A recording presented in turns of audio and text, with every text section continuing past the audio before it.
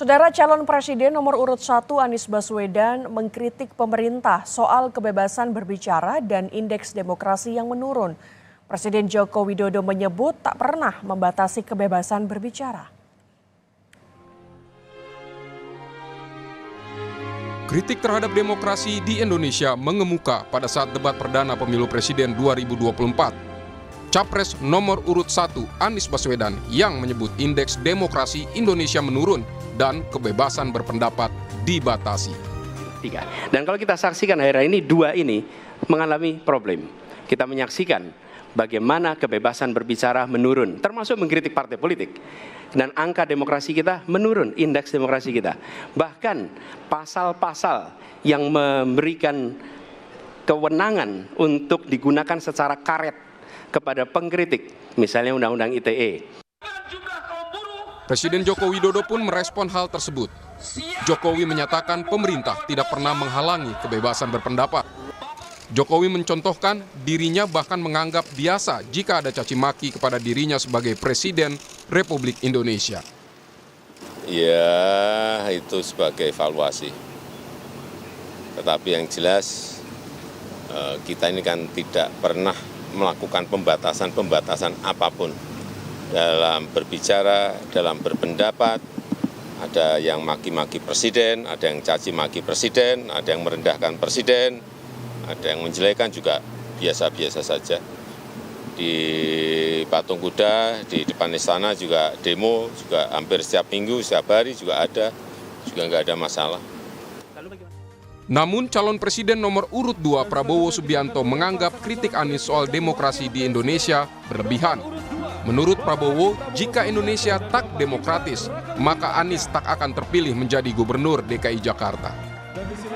Saya berpendapat Mas Anies ini agak berlebihan. Mas Anies mengeluh tentang demokrasi ini dan itu dan ini. Mas Anies dipilih jadi gubernur DKI menghadapi pemerintah yang berkuasa. Saya yang mengusung Bapak.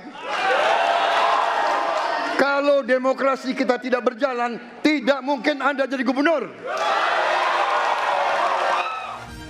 Capres nomor urut 3 Ganjar Pranowo menyoroti masih adanya intimidasi bagi mereka yang berani mengajukan kritik. Ganjar mencontohkan sejumlah kasus seperti yang menimpa Ketua BEM UI Melkisedek Huang dan juga budayawan Butet Kertarjasa. Menurut Ganjar, dewasa berdemokrasi maka pemerintah tak boleh menganggap kritik sebagai ancaman. Kalau itu bisa kita lakukan, maka betapa bahagianya rakyat ini. Pemerintah ini ada yang ketika dikritik tidak baperan, yang ketika media menulis, mereka merasa ini vitamin buat dirinya. Bukan sedang merongrong, apalagi kemudian merasa terancam. Maka kalaulah kemudian demokratisasi ini bisa kita laksanakan dengan baik, sesuai dengan amanah reformasi, nggak ada lagi cerita Bu Sinta, nggak ada cerita Mas Butet, nggak ada cerita Melki, tidak ada itu. Karena dewasa kita dalam berdemokrasi. Badan Pusat Statistik membuat indeks demokrasi di Indonesia yang menilai kebebasan sipil, hak-hak demokrasi, dan kelembagaan politik. Pada 2019, indeks demokrasi Indonesia ada di angka 74,92.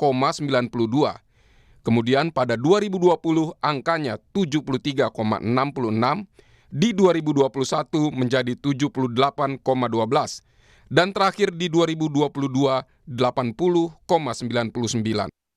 Indikatornya jika lebih dari 80 maka indeks demokrasi tinggi. Jika skornya antara 60 sampai 80 maka sedang. Di bawah 60 berarti indeks demokrasinya rendah. Para calon presiden telah mengungkapkan pandangannya soal demokrasi pada debat perdana Pilpres. Siapapun calon pemimpin, demokrasi di Indonesia diharapkan terus membaik. Tim Liputan Kompas TV.